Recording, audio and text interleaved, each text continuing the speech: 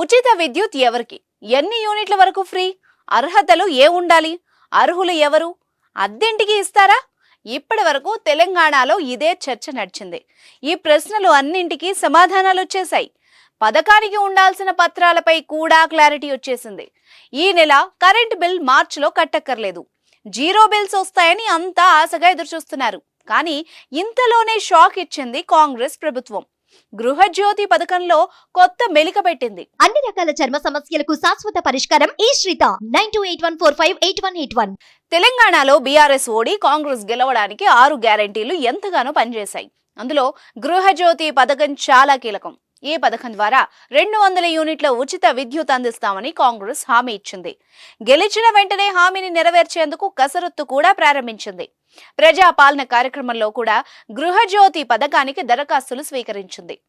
ఇటీవల ఈ హామీకి కేబినెట్ కూడా ఆమోదం వేయడంతో మార్చి నుంచి అమలు చేయడానికి అడుగులు పడుతున్నాయి.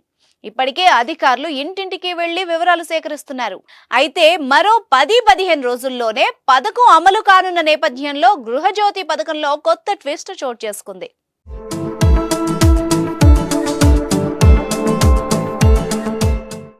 పథకం అమలుకు ఇంధన శాఖ సిద్ధం చేసిన మార్గదర్శకాలు ప్రజలకు షాక్ ఇస్తున్నాయి.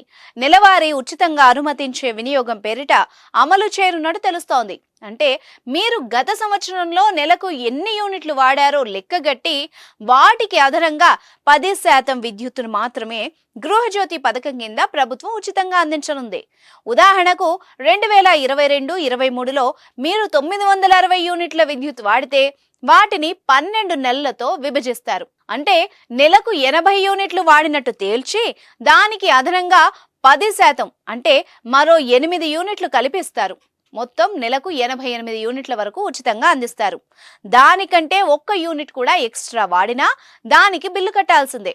మీరు 100 యూనిట్లు వాడితే వాటిల్లో 88 యూనిట్లు ఫ్రీ కాగా మిగతా 12 యూనిట్లకు బిల్ తీసి మీ చేతిలో పెడతారు.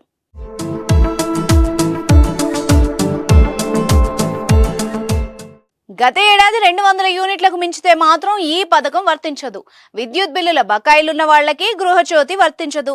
ఎలాంటి పెండింగ్ బిల్లులు లేకపోతేనే పథకం అమలు చేస్తారు. గృహజ్యోతి అమలు చేసిన తర్వాత ఎలాంటి పెండింగ్ ఉండకూడదు. పెండింగ్ పెడితే తర్వాతి నెలకు ఉచిత పథకం వర్తించదు.